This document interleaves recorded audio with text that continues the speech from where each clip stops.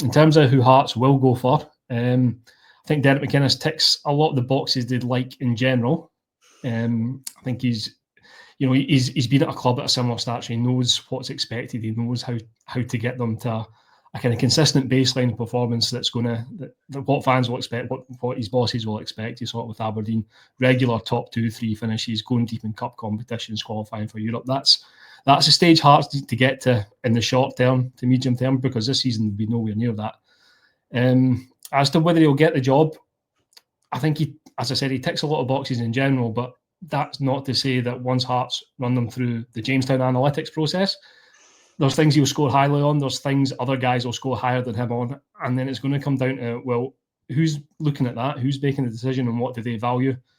And that might be Derek McInnes, it might be somebody else. Stephen Robinson's been mentioned. I know that Hearts are leaning towards somebody with experience of Scottish football, and those two would be the two obvious ones. That, from what I know, they've not ruled out looking elsewhere. There will be a few names that they'll kind of run through the process, and then they'll use that to inform their decision. Whether he's a front runner, I think he's definitely high up in the conversation. I wouldn't necessarily be putting money on him getting the job right now.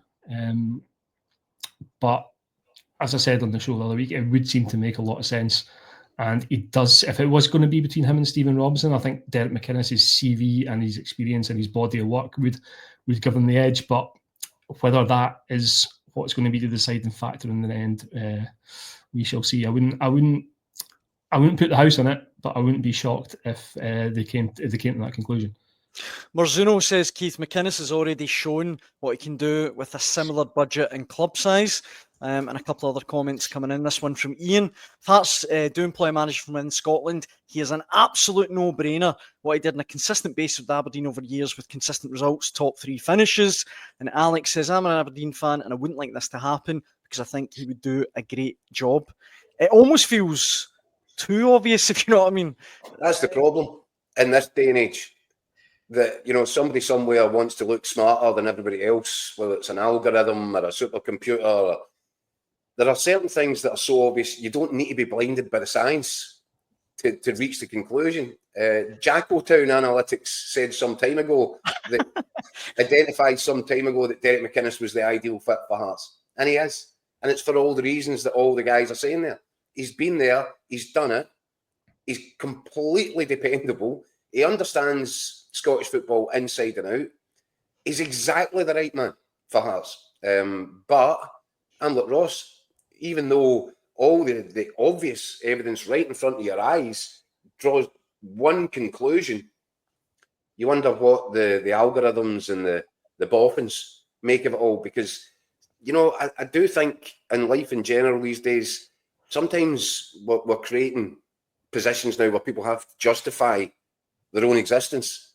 And I worry that Jamestown Analytics, although it's worked brilliantly at Brighton, I worry that it's going to make Hearts try to go down a kind of less travelled road here than the obvious.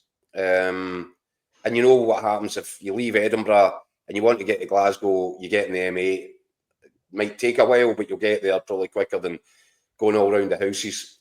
And I worry that Hearts might have this fanciful idea of going around the houses, coming up with something that nobody else would have thought of. See, 10 times, 9 times, 99 times out of 100, if the solution you've come up with is one that nobody else would have thought of, it's because everybody else knows better. And that would be the worry. I think Derek McInnes, listen, Stephen Robinson is doing an exceptional job at St Mirren as well. And you cannot deny that. For him to be, consistently taking St Mirren into the top 6 means he's punching way above their weight. And that's a brilliant job. And of course, he should be coming into the reckoning. No issue whatsoever with that. Yeah. But for me, if you're looking, Stephen Robinson hasn't got to that level of club yet. And Derek McInnes can point to his back catalogue of how many consistent seasons did he churn out over the course of Aberdeen. That's the thing that no kind of analytical, data-driven process can dissuade you or move you away from the fact that here's a guy who's been there and done it. This is tried and tested.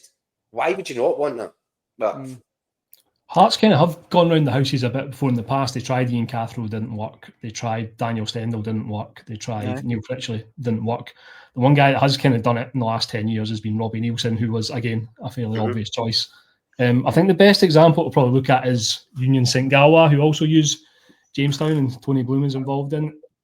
They're kind of they're obviously much further on the process than Hearts in terms of what they're doing. They're challenging for Belgian titles. When they first kind of started working with Jamestown, their first few managers, it was guys who'd been there and done it in those Belgian leagues. They were familiar. There's obvious choices on paper, and that's not to say Jamestown isn't going to work in future for Hearts. That it might I think more on the recruitment side for players. I think that's going to be more beneficial in terms of managers. There's too many intangibles with managers. I completely agree. Once Hearts get to a certain level, then they can maybe start looking at, is there something outside the box that can take us beyond this? But they're not even anywhere near where they need to be just now. So you focus on who can get you there first, and then see where you are. I completely agree. I think that's a really important point. That I think the analytics are really good for identifying players that you want to fit into a specific system. What they will produce, or what they're capable of producing consistently on the pitch. These, the data backs all that up. But I think managers is a different ball game altogether. Picking a manager, I don't think that should be driven by data or computer programs. I think that requires a different eye, and sometimes it is being prepared to say, well, this one is the obvious answer. Now, the interesting thing for Hearts, where Derek McInnes is concerned, I actually don't know about you, Ross, right? But here's my theory. I think Hearts were taking a bit of a punt at the weekend when they put Liam Fox in charge for Ross County. I think they were panicked into making a decision. It was a knee-jerk thing. It surprised me that they, having made that decision on Saturday, I thought they were sort of almost obligated or duty bound to produce a manager, the next manager, by the Monday or Tuesday. And I felt that maybe there was something in the pipeline there, but now I don't think that's the case at all. I just think it was a panic, knee-jerk reaction.